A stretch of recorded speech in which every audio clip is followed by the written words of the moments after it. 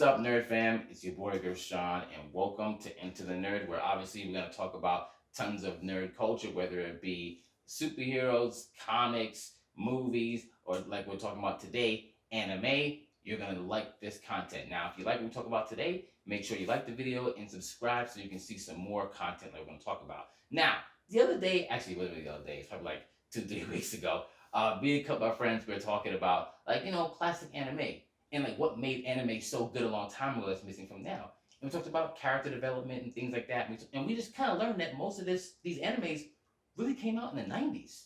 So I decided, hey, let's just talk about these animes in the 90s that really hold up better than the animes that are coming out now. And it's not like hating on all animes here, and I'm just trying to be like the old guy, because obviously I was fortunate enough to see a lot of these animes when they came out as they were, but it's just the storytelling was just different. It wasn't about only powers. It was about character development. Like, is the character changing? What are they adding to them? And they had a great emphasis on that. And you know what?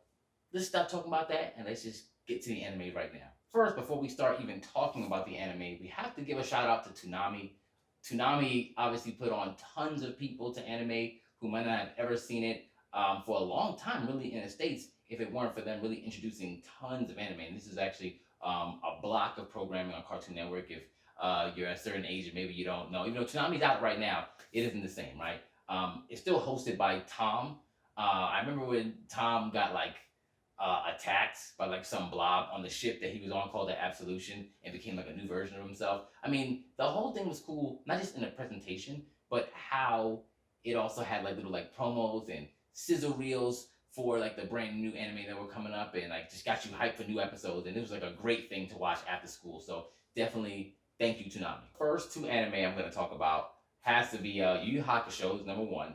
Now, I'm not saying it's my favorite, but just for the year, because we're in 92 I'll start, right? Obviously one of my favorite, because when it comes to character development, his powers grew with his personality, and mind you, he wasn't even like a good guy. Like when he died, he was like a gang member, like, and he was kind of a douche, right? But then he got better and better. Everybody loved the spirit gun, right? Kuwabara with like the little spirit lightsaber, and Hiei. Everyone loved Hiei, especially in that Dark Tournament arc, which I think is the best done tournament ever. I mean, ever. For all you guys who like a certain anime that constantly does tournaments that don't change the format, just change the. I don't want to go into that. Whatever. The next anime we're gonna talk about would be Sailor Moon, that came out in the same exact year. Now, Sailor Moon, obviously, for all intents and purposes, is supposed to be like, a girly anime, but me and tons of my friends who are all dudes loved Sailor Moon, loved the theme song, Fighting Evil by Moonlight, Living Love by Daylight, not ashamed at all. But it was a cool show. It really was. It was literally like Power Rangers. It's really what it was, but just all girls. And Tuxedo Mask was like cool until I watched it when I was older. And I'm like, Tuxedo Mask really didn't do anything. Like, he was kind of useless. He was kind of useless in comparison to the other ones. Seriously. The next two would be Slam Dunk.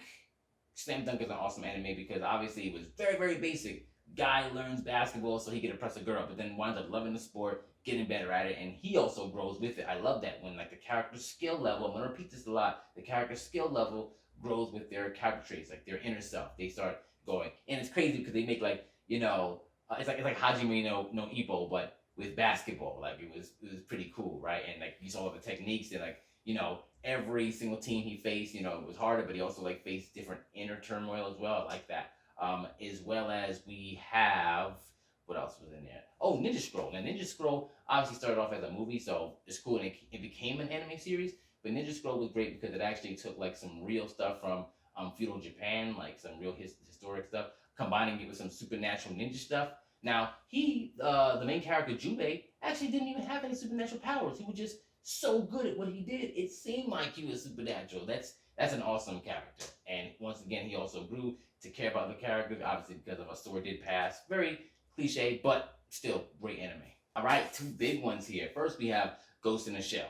Now, you can't overstate the effect of Ghost in the Shell. Not only did it introduce like the concept of like connecting like, the human brain to computers for the first time really in anime, a lot of things, other movies that aren't anime related also took this, the Matrix, and it influenced so many other things going forward. So it started off as obviously as a movie, then a series, and then subsequent series, and then even a live action series. You know, say what you want about that, right?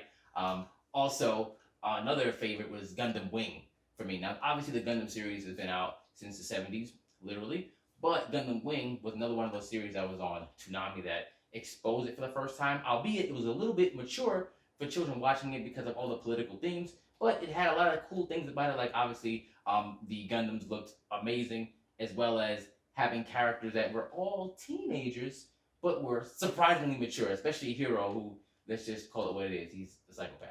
There's something wrong with that dude. But Wing Zero was awesome, especially in Endless Waltz, because that's what it led to. And yeah, that's what I'll say for those two. Almost forgot. 95 also had Neon Genesis Evangelion, which was like a deconstruction of like the mech series or mech type of anime, because it didn't just focus on, I mean, there were kids, but just go, hey, kids, mechs. It started out like that, but it started deconstructing things like the father who you thought was like a hero turns out just like to kind of be a villain. And because they're teenagers, they're worried about a whole bunch of other stuff than just saving the world. They're worried about, like, you know, who they are, what they're going to become, puberty, stuff like that, which was cool. That was cool. A lot of people don't like that because they were expecting it to be straightforward.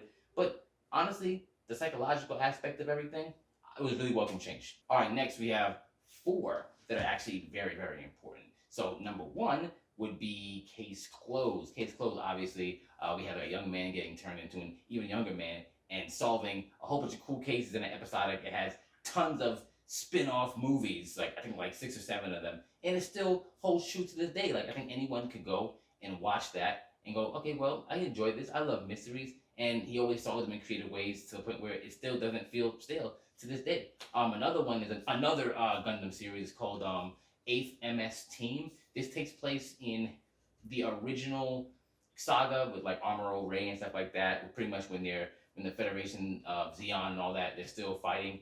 What's really cool about this is it's not like a whole bunch of different characters spread across like different like places. It is really focused on like a love story between 2 pilots and how their love story also reflects the battling between their like the opposing forces. Like I really love that. It's a very simple storyline. Like you really can't get better than that, right? Also, we have Rurouni Kenshin. So we always like a good redemption story, and I thought that Rurouni Kenshin did it very, very well. When it came to having the guy who was literally, you know, the manslayer, the dude that was like a living demon, and him just trying to be like this nice guy, and then eventually him just getting dragged back into the thing that he didn't want to be in, right? Rurouni Kenshin did it better than really most animes, and even right now, people are still taking notes from that. We have Berserk, which is obviously, they came out with a couple new iterations, one in 2012, another one in 2017. We're not talking about that. We're talking about the one now in 97, which is pretty much exactly the manga, but they just cut out some scenes just to not extend the anime as much. However, it was super brutal anyway. Guts, the main character, you know, obviously just went through the ringer. The show really focuses on like friendship and ambition and what both of those things do to the world around it. Super adult, but awesome anime. And we can't forget this one also came out in the same year, Pokemon. We can't say that Pokemon is not, doesn't still hold up right now. I mean, it's still running. It's very simple. Trainer gets Pokemon, uses those Pokemon to battle gym leaders, get some badges, and then goes to another region and just repeats the same thing over and over again. Now, it's crazy because obviously that anime turned into a game craze, cards, all tons of stuff. So if there's anything that right now has a formula that still works, because even to this day, people my age are still buying the memorabilia and playing their mobile games, then yes, another anime from the 90s that definitely holds up, and I think will hold up longer than anything else that comes after it. For 97, I also want to mention Princess Mononoke. It's a movie, and obviously, like, we gotta love Hayao, right? Great movie. Obviously, we have a dude trying to like stop humans from ravaging the earth, or else they're gonna incur the wrath of this wolf god and the princess. And what's really cool about the princess is this is probably Disney should really take note on how to make strong like young girl characters, because she wasn't like a pushover. She knew what she was talking about, and she kicked a whole lot of ass, right? And this was obviously very graphic as well, but it told a great lesson, like, you know, take care of the earth, or giant creatures will come and gut you. Let's talk about 98. That was Cowboy Bebop, came out in 98, which obviously great series because Spike, Jet Black, Ed, all these characters. You have to talk about Faye, obviously. Now, what's really cool about these characters is that nobody was overpowered. They all supported each other. They all had their weird flaws, but they all came together as a team when they really needed to. And Spiegel, or Spike, was really flawed. And he wasn't once again, not overpowered. And he grew in the series really mostly towards the end, and not going to spoil the end if you haven't. It's been, yes, we know what happened to him in the end. But either way, he had to face the past. The whole point was he was obsessed with his past, and you're doomed to fail if you can't get over the past. That was the whole message. Also, Outlaw Star came out. Outlaw Star was awesome. Gene Star, Wayne Melfina, and the ship named Outlaw Star had a vast variety of characters, as well as some cool weapons like the caster gun, really a spell casting gun. And once again, growth. He wasn't the same character at the beginning, and he was in the end, talking about Gene Star. And actually, all of them grew, which is also something that you don't see too much. It's usually one character grows more than all the others, which is, I'm glad didn't happen here in this movie. In the show. Great teacher Onizuka, another one. Very, very good, because obviously he became a teacher, to get girls, quite literally. But what winds up happening is he winds up actually enjoying his job and literally teaching these kids and going through different life lessons. And it's great when a show doesn't have to only be about action. It can be about real stuff. And that's what I really miss about anime now, is to just show something simple just like that. Trigun's a big one. Obviously, Vash Stampede, voiced by Johnny Young Bosch, which obviously, if you don't know, that was the second Black Ranger in Mighty Morphin Power Rangers, Adam. Right? Now, he actually has tons of roles. Bleach, Ichigo, sorry. But what's great about Trigun, another story where someone has to redeem themselves, right?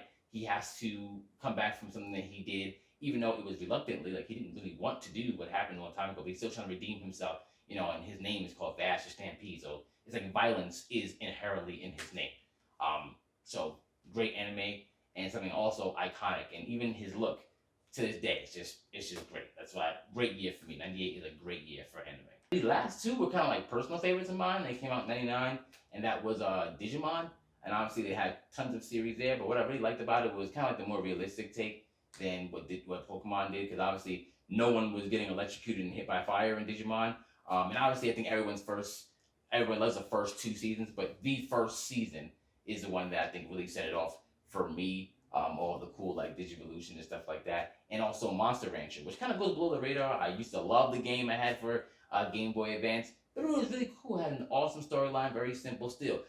Those stories about just gathering monsters and then growing them, pretty much just watching a video game. It's you're watching that. It's always great. It's why I think Sword Art Online later on did so good, and countless of other series, and why Pokemon still does very well. But those two I really liked, and that was in 99. So yeah, I guess I'll end it there with that. All right, so that wasn't all the anime in the 90s. I just chose some that really would ring a lot of bells that people remember from the 90s, and fit the criteria that I gave earlier in the video, which was that they still hold up today. You can watch them, and someone could be born in the year 2000 and still get what they need to get from them, and have great storytelling, also awesome character development, and honestly, just some cool mechanics in the story that make it so you're just hooked on every single episode. Now, I'm not saying there aren't any good anime after the 90s. Not saying that. I'm just saying that there are way more classics in the 90s than you're going to get further, because their storytelling now is, hey, we're going to make one character super powerful, or two, and the other side characters might be more interesting story-wise, but you should only care about one or two characters, something like Naruto. And then, the main character will get all the freaking abilities. It doesn't make any sense, like Ichigo and Bleach, stuff like that.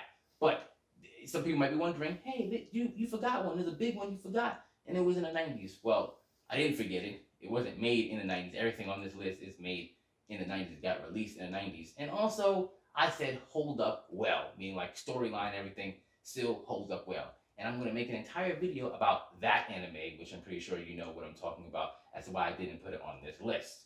All right, so that's it for this video. Let me know if, hey, hey, you, whatever ones that you forgot, you should have said this one. Or if you're like, hey, I like all those animes too, let me know below. If you liked it, like and comment. If you haven't subscribed, please do. And remember, keep watching anime and enter the nerd.